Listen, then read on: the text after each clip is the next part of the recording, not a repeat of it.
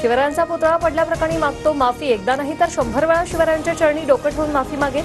मुख्यमंत्र्यांची प्रतिक्रिया. काल अजित पवारांना माफी मागितल्यानंतर आज मुख्यमंत्री शिंदेंनीही मागितली माफी.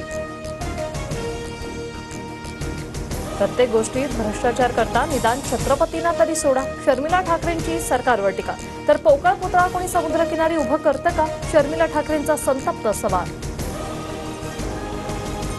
ठाकरेंच्या कार्यकर्त्यांनी घोषणाबाजी करत हुशारी केली. नारायण राणेंचा आरोप. तर माझ्या परवानगीशिवाय आदित्य ठाकरेंना 2 तास किल्ल्याबाहेर पडता आलं नाही, राणेंचा दावा.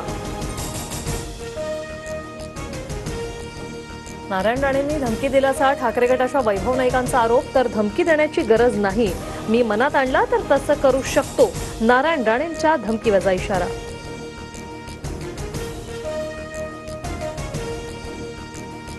धमकी दिल्याप्रकरणी नारायण राणेंवर गुन्हा दाखल करावा. माजी खासदार विनायक राऊतांनी सिंधुदुर्ग पोलीस अधीक्षकांना पत्र लिहून केली मागणी. काँग्रेस राष्ट्रवादीशी आयुष्यात कधीही पटलं नाही. तानाजी सावंतांचं काँग्रेस राष्ट्रवादी पक्षाबाबत वादाचं वक्तव्य.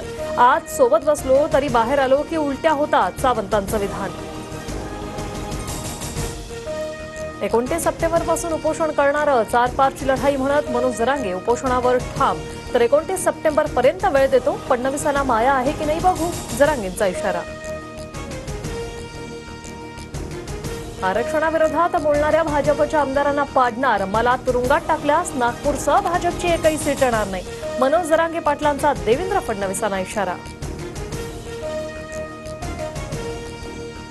दादांच्या भूमिकेवरून वाटतं ते तिसरी आघाडी करतील. तिसऱ्या आघाडीत मनसे देखील असू शकते, रोहित पवारांचं विधान. तर तिसरी आघाडी करून मतं खाण्याची भाजपची रणनीती, रोहित पवारांची टीका. प्रशासकीय अधिकाऱ्यांना एकच सांगणं, हिंदूंच्या आड येऊ नका, नितेश राणेंचा पुन्हा राज्यातील पोलिसांना अप्रत्यक्ष इशारा.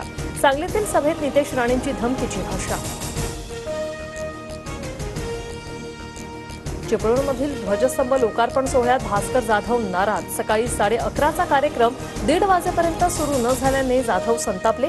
हक्कभंग आणणार म्हणत अधिकाऱ्यांनाही झापलं.